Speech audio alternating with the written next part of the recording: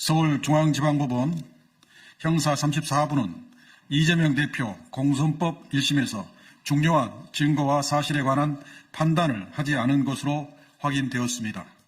성남시 백현동 한국식품연구원 부지 용도 변경과 관련해 국토부로부터 직무유기를 문제 삼겠다는 협박을 받았다는 이재명 대표의 2021년 국정감사장 발언 배경을 입증하는 박근혜 정부 총리실 회의 문건 내용이 확인됐습니다.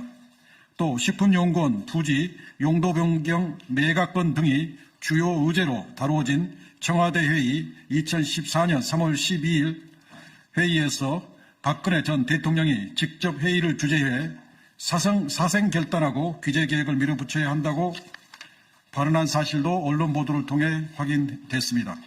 박 전 대통령의 사생 결단 발언 직전인 2014년 2월 21일과 28일 국토부와 청와대 국정과제 비서관 주재로 식품연구원 부지 매각 관련 회의가 두 차례 열렸고 2013년 7월 11일에서 9월 6일 사이에 식품연구원 부지 매각건 등이 다뤄진 정부부처 회의, 대통령 주재 회의를 포함한 정부부처 회의가 무려 35회나 있었던 사실도 확인됐습니다.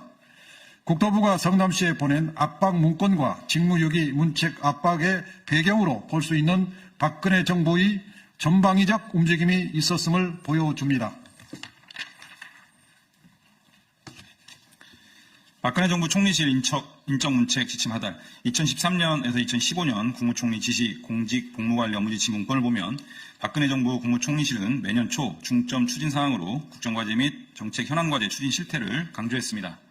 정부 출범 직후인 2013년 3월 국무총리 지시 1호로 내린 업무 지침에는 새 정부 140대 국정과제 및 정책 현안과제 중 추진이 부진한 과제는 실태를 점검해 원인 분석 및 개선 조치를 하라는 내용과 함께 부진 원인 분석에 따라 시책, 제도의 보완 방안 마련과 함께 인적 문책, 직무 태만, 무사한 일 등을 병행이라고 쓰여 있습니다.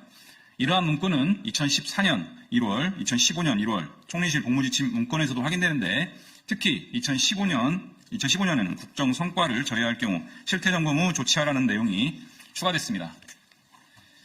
이재명 대표는 지난 9월 20일 공직선거법 위반 1심 결심 공판에서 협박이라는 표현에 대해 박근혜 정부 총리실에서 연초에 국책 사업에 협조 안 하면 인적 문책한다, 직무유기로 문제 삼겠다는 등의 공문을 보내 직원들이 회람했다며 이런 식으로 압박을 하더라, 직무유기로 문제 삼겠다고 하더라 표현한 것이지 구체적인 얘기를 한 게 아니다라고 말한 바 있습니다.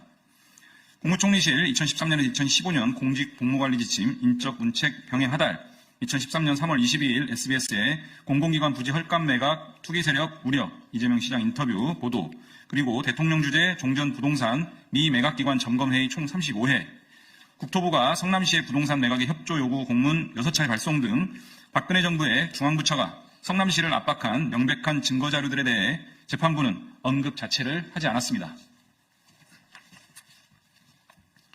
재판부는 이재명 대표와 변호인들이 제시한 증거들을 외면한 채 검찰의 입맛에 맞는 일부 내용만을 가지고 협박을 당했다고 볼 수 없다고 판단했습니다.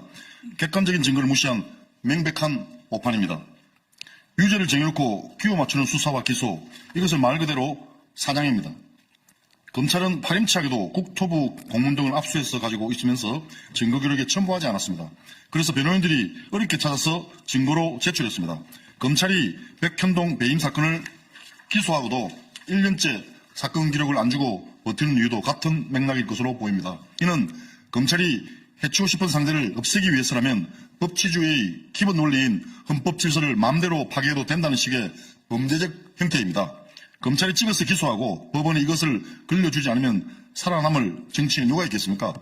정치검찰은 무도한 사냥을 당장 멈추기 바랍니다. 법원은 향후 재판에서 공정하고 현명한 판결을 통해 잘못된 판결을 바로잡아 주시기 바랍니다. 2024년 11월 22일 더불어민주당 사법정의 실현 및 검찰 독재 대책위원회